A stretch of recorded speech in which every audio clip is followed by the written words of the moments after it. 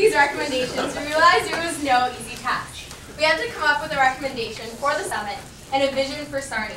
So today, with myself, Sandra, Phil, Jason, and the rest of my team, we're here to present to you a complete proposal for Sarnia 2014, becoming a more desirable city. So today we'll walk you through, first off, the long-term vision, what we see for Sarnia for 2014 in the terms of objectives. Next, we'll go through the economic, social, and environmental findings, and finish off with our strategic and tactical recommendations. For the long-term vision of Sarnia 2014, we have 5 key points that will lead to our recommendations later on. The first is to increase desirability for young families. By attracting young families, we can ensure that there will be growth of Sarnia in the future. They will establish their homes and their lives and careers in Sarnia. Next, we will diversify economic sectors. Currently, there is a lot of dependence on the chemical industry. We will expand in ways such as technology and sustainable energy, as is being done already with the solar plant. Next is to rebuild relationships with the Aboriginal community. They are an integral part to the success of Sarnia as they are within the community. So we need to make sure that we have their cooperation and participation. Fourth, we need to increase the aesthetic appeal of the city. Seeing the downtown, it wasn't exactly as appealing as it could be. There is potential. There's a waterfront. The downtown and parks could be a little bit nicer. And fifth is to eliminate the Chemical Valley label. We want to change this, move away from it. As was mentioned before, it's not the best way to brand Sarnia. There's much better things about Sarnia than just the Chemical Valley label.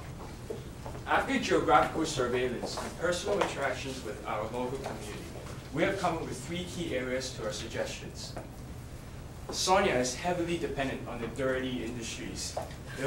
They specialize in automotive, metal fabrication, and petrochemicals. They also have a strong competency in agriculture, specializing in wheat, soybeans, and of course, corn. They do, however, have a strong first mover advantage in R&D and green technology, and this is a small little sparkle that Sarnia needs to grasp. They have the largest ethanol plant in Canada, and they have a close proximity to corn, which gives them a geographical advantage. Social. Canadians, not to mention students, have a poor perception of Sarnia.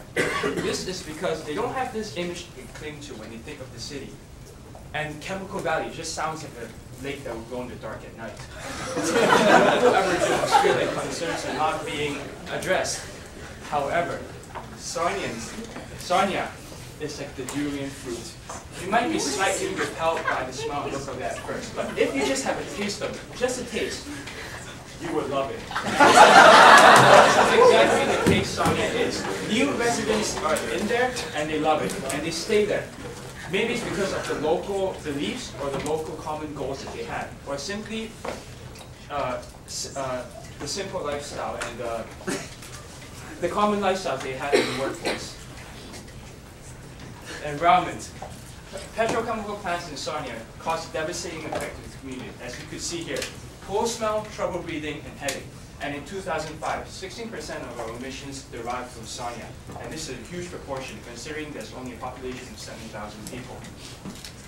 We have a high abnormal health activity, which includes cancer and hormones.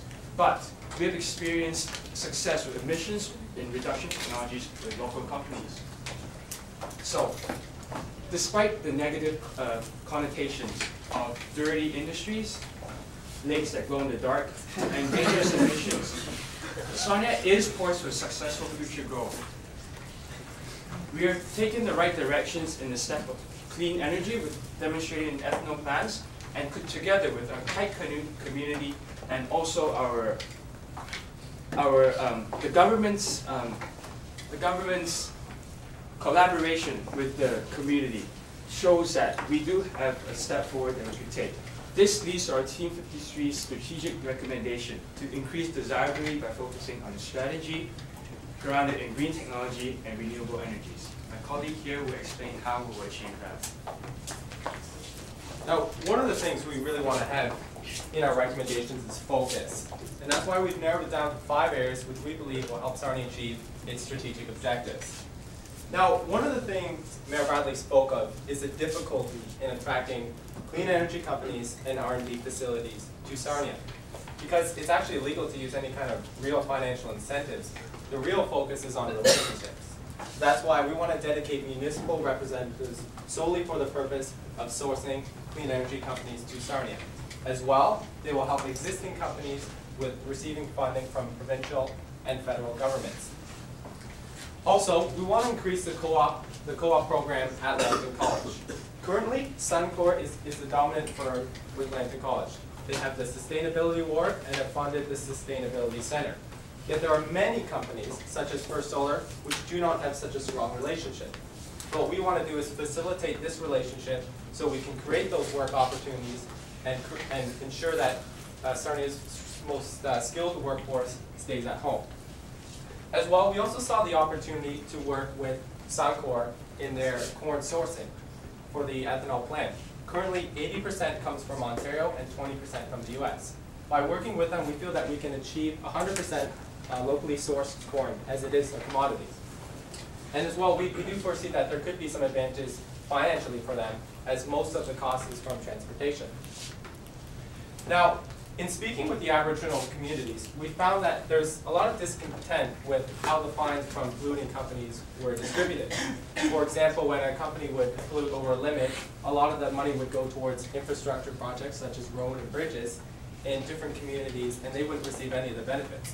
So what we'd like to see is a push towards taking that money and allocating it back to those people who actually were affected from the pollutants. As well, we think that will create an element of accountability for the petrochemical companies.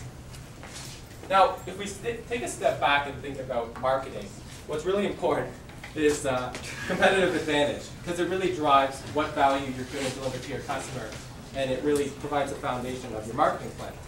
And we really think that the same can be said for cities. You know, if we think about Windsor, it produces automobiles. Waterloo, it produces technological innovation. Toronto produces big business. Peterborough produces great-looking guys.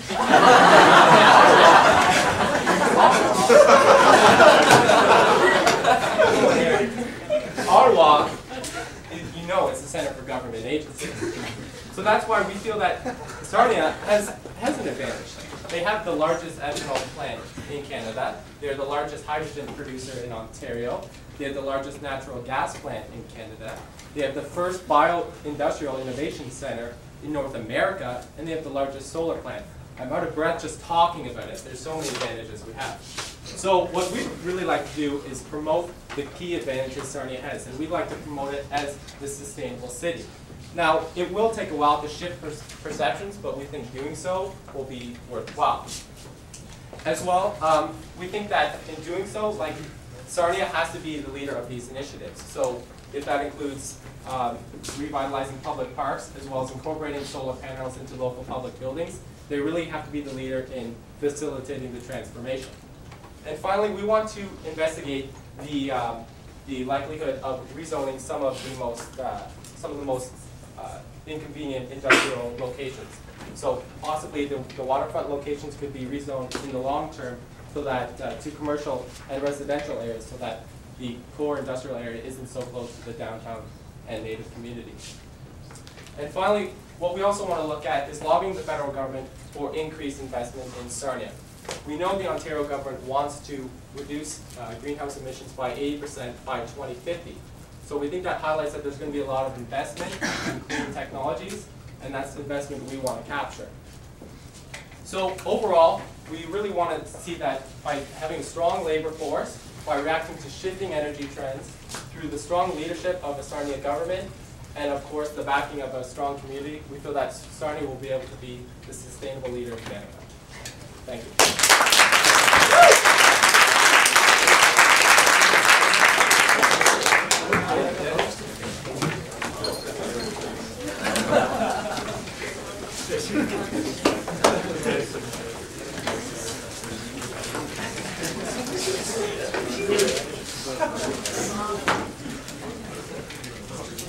Any questions?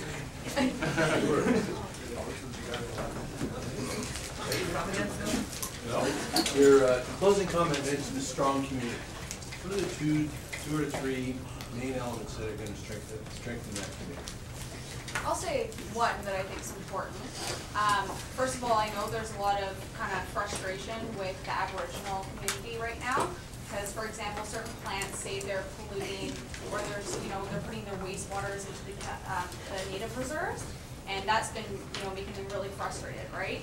So I spoke to a woman named Ada, and she told me that a lot of people have been voicing their concerns, saying, these companies are paying large amount of fines for doing that, but then, the federal government's receiving the fines and then building bridges and roads in like Saskatoon.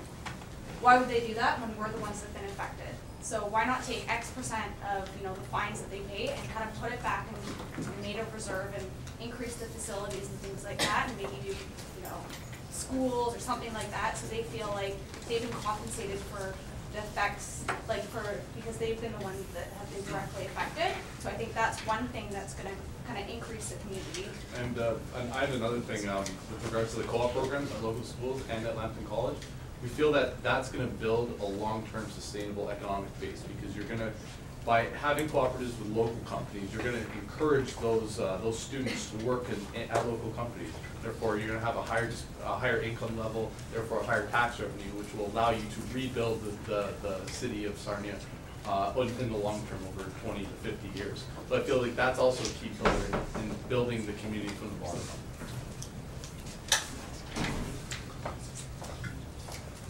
One word that I don't think I heard from anybody else was focus. It's a great word.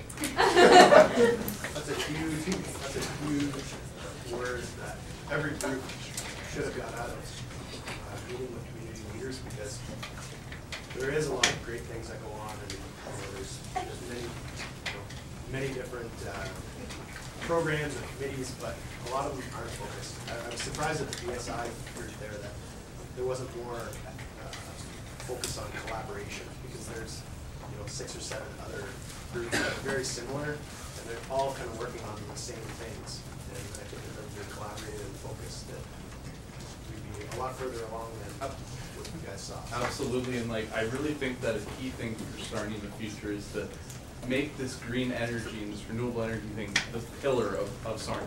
Every policy initiative by municipal government, any decision by any committee that works with the municipal government should be, how will this add value to our value proposition of renewable resources and green energy in Sarnia? If that question is constantly asked by everyone in the city, I think that over the next 50 years, it's going to be a remarkable city to live in and work.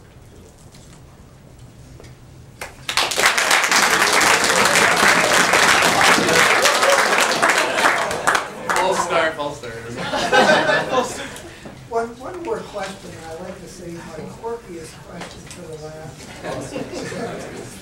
Your success in anything that you do in the business world, the scientific world, the political world, the economic world, is going to be largely dependent on your speed, the speed with which you think, adapt, analyze, and adjust and implement. And as the last group who presented today, you had the advantage of watching, and this was a competition for you like business is. You had the advantage of watching the questions coming from the judges. So you should have analyzed those questions. You should have gotten to know the judges. You should have learned our values in your quest to win. And you should have adjusted your presentations and the words you delivered to tease us. And we did that. You couldn't adjust the visual aids. What adjustments did you make during the learning phase during your presentation? Or did you stick to a script with no adjustments? We call it a city.